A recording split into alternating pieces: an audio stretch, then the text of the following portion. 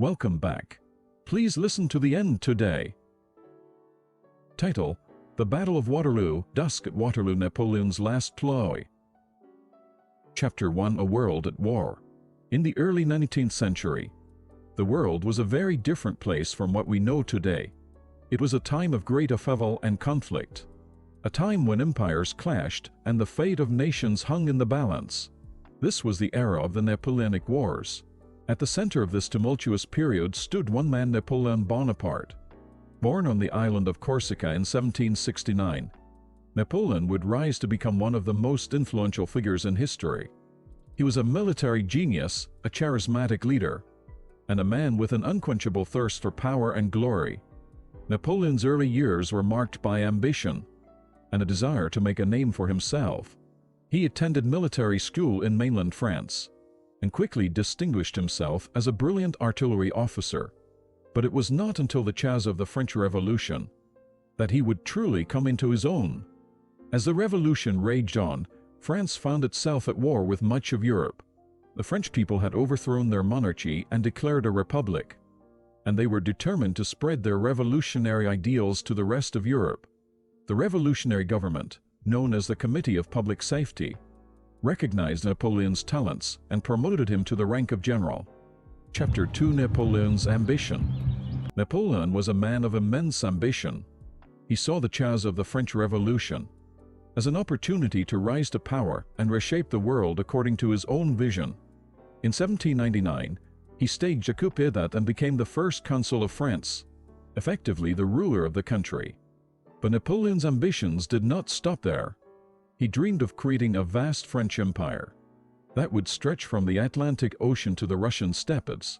He saw himself as a modern-day Caesar, destined to bring order and stability to a world in chaos. Under Napoleon's leadership, France underwent a period of rapid transformation. He introduced a series of sweeping reforms that touched every aspect of French society.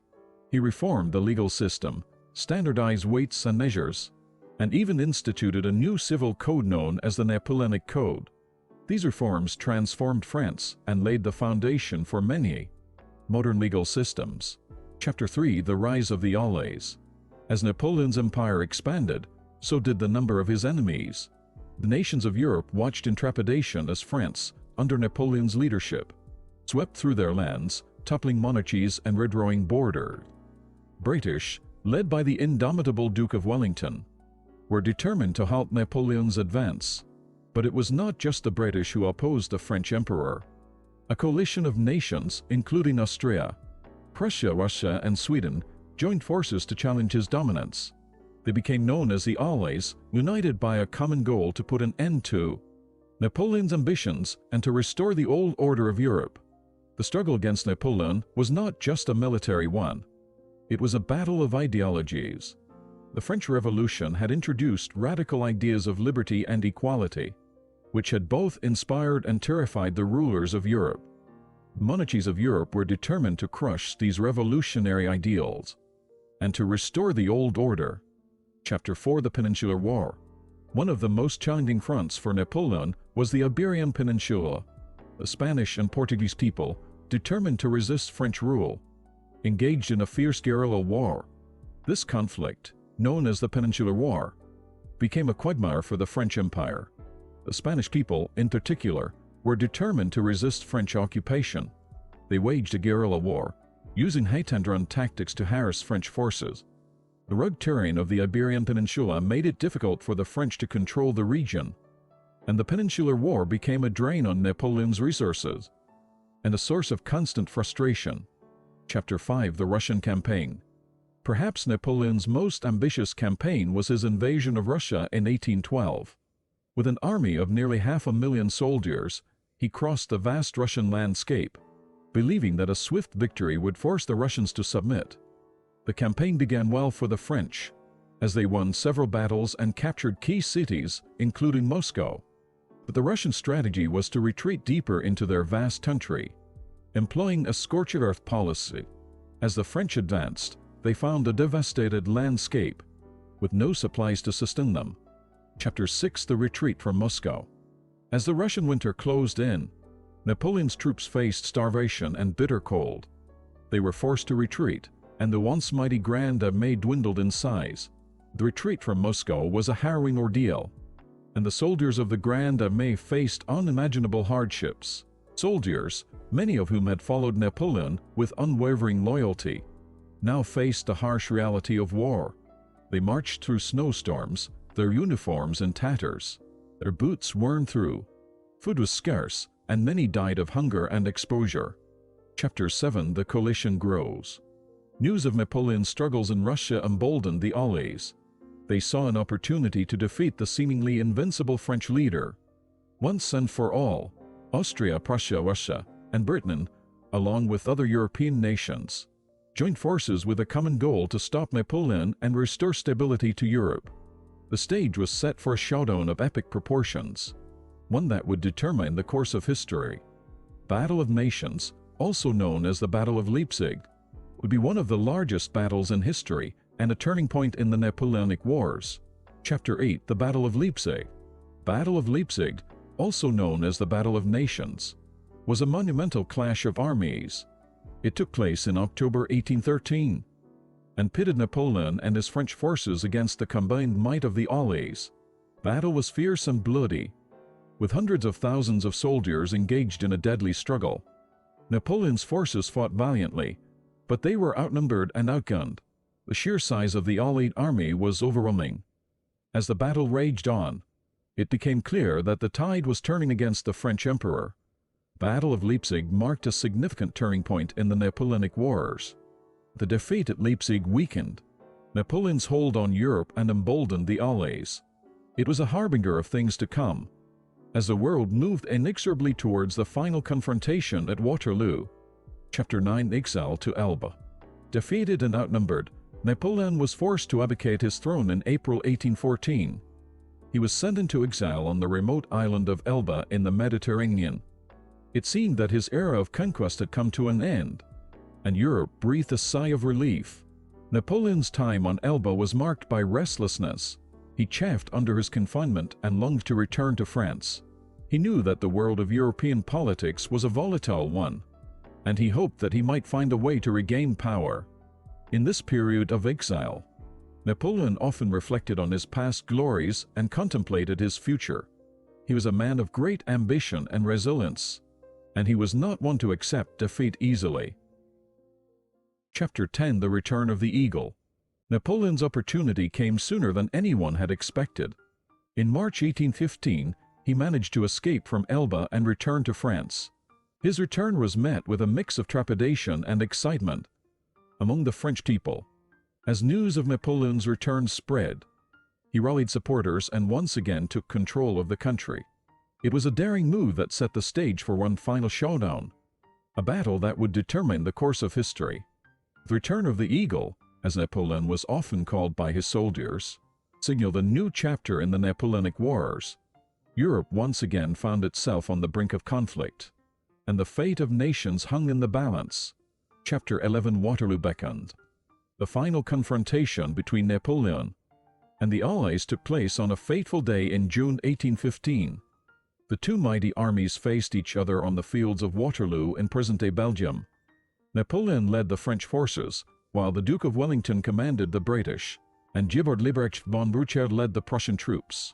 Both sides knew that the outcome of this battle would have far-reaching consequences. It was a clash of titans, a battle that would decide the fate of nations. As the sun rose on that fateful day, the Battle of Waterloo began in earnest. Chapter 12: The Battle Begins. Battle of Waterloo was a sprawling and chaotic affair. The two armies clashed with ferocity, and the battlefield quickly became a scene of chaos and carnage. Napoleon's forces launched a series of attacks, seeking to break the Allied lines. British and Prussian troops, however, held their ground with unwavering resolve. Battle raged on, with both sides suffering heavy casualties. The sounds of musket fire and cannon blasts echoed across the fields of Waterloo, and the cries of the wounded and dying filled the air. It was a scene of unimaginable horror, a stark reminder of the brutality of war. Chapter 13: The Charge of the Old Guard. As the hours passed, the Battle of Waterloo reached a critical juncture. Napoleon, realizing that victory hung in the balance, ordered his elite old guard to advance. These were his most trusted soldiers, veterans of countless battles, and their charge was meant to break the Allied lines and secure victory. The old guard advanced with drums beating and flags flying. They were a formidable sight, and their reputation as the Invincibles was well earned. As they marched forward, the fate of Napoleon's empire seemed to hang in the balance. But the British and Prussian troops, exhausted but resolute, met the old guard head-on. The clash was fierce and brutal, and the fate of the battle teetered on a knife's, for example. Chapter 14, Dusk at Waterloo. As the sun began to set on that fateful day, Battle of Waterloo reached its climax. Battlefield was a nightmarish landscape of mud and blood, strewn with the bodies of the fallen. The cries of the wounded and dying were haunting, a grim reminder of the cost of war. Battle had raged for hours, and both sides were exhausted and battered. British and Prussian troops had held their ground with remarkable tenacity, but the French forces too had fought valiantly. As dusk settled over the battlefield, the fate of the battle hung in the balance.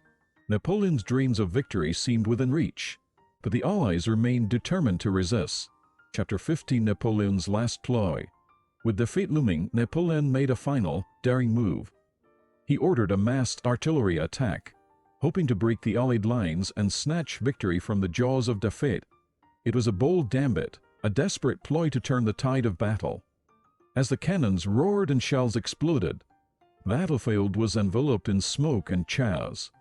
The earth shook with the force of the bombardment, and the cries of the wounded and dying were drowned out by the thunder of the guns.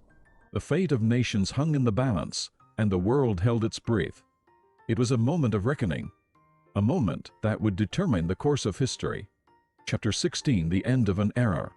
The artillery attack did not succeed, and as darkness fell over the battlefield, it became clear that Napoleon's last ploy had failed. British and Prussian troops held their ground with unwavering resolve, and the French advance faltered. Napoleon, once the master of Europe, had no choice but to admit defeat.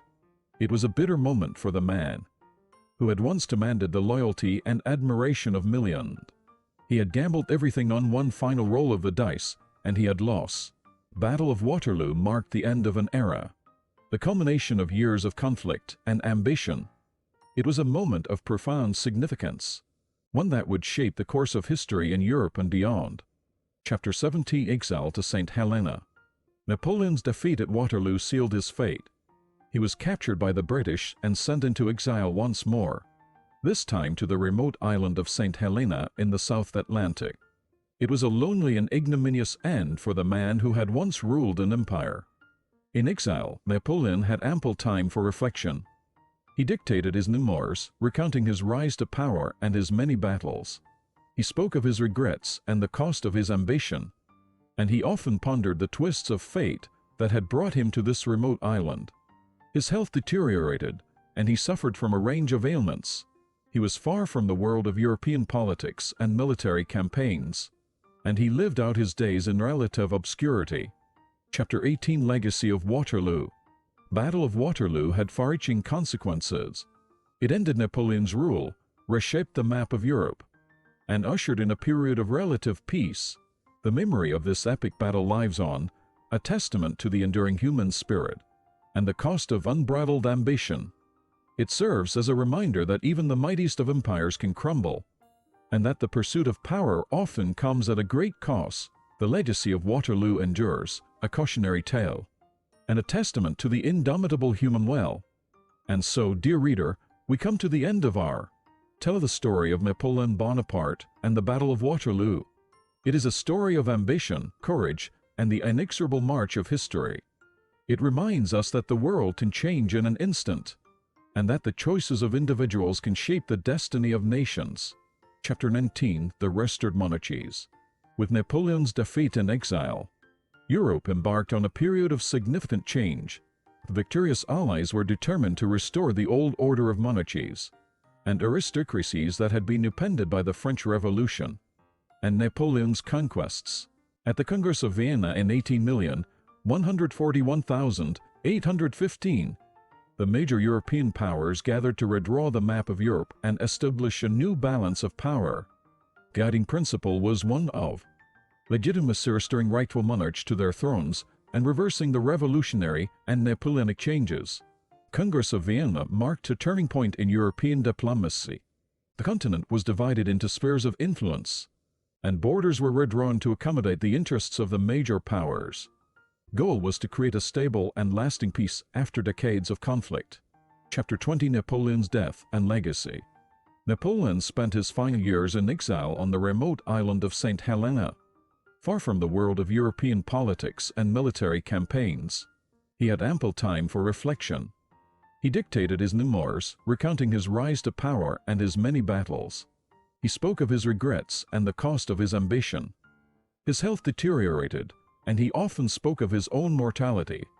On May 5, 1821, Napoleon Bonaparte passed away at the age of 51.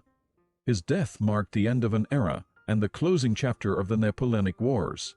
Napoleon's legacy is a complex and enduring one.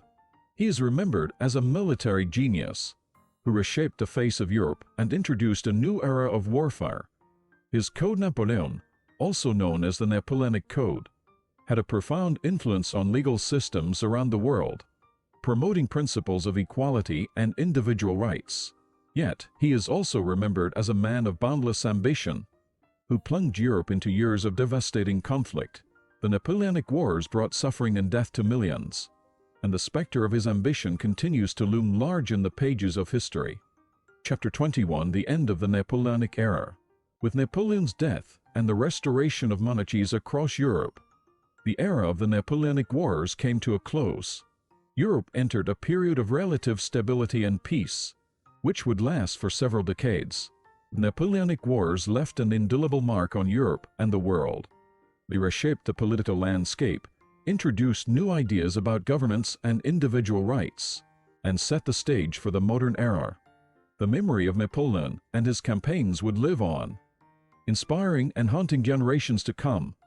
The struggles of the early 19th century, the clash of empires, and the ambitions of one man, Napoleon Bonaparte, are a testament to the complex and often unpredictable course of history.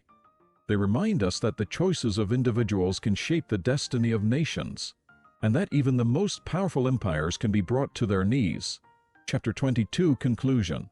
The story of Napoleon Bonaparte and the Napoleonic Wars is a story of ambition, courage, and the inexorable march of history. It is a tale of a man who rose from humble beginnings to become one of the most influential figures in history, only to see his dreams crumble in the face of determined opposition. It is a story of empires and armies, of battles and alliances, of triumphs and tragedies. It is a story that spans continents and generations, a story that continues to captivate and intrigue. The end. Thank you for watching. I hope you enjoy the next piece. Thank you for your support. Please give us a high rating and subscribe to our channel.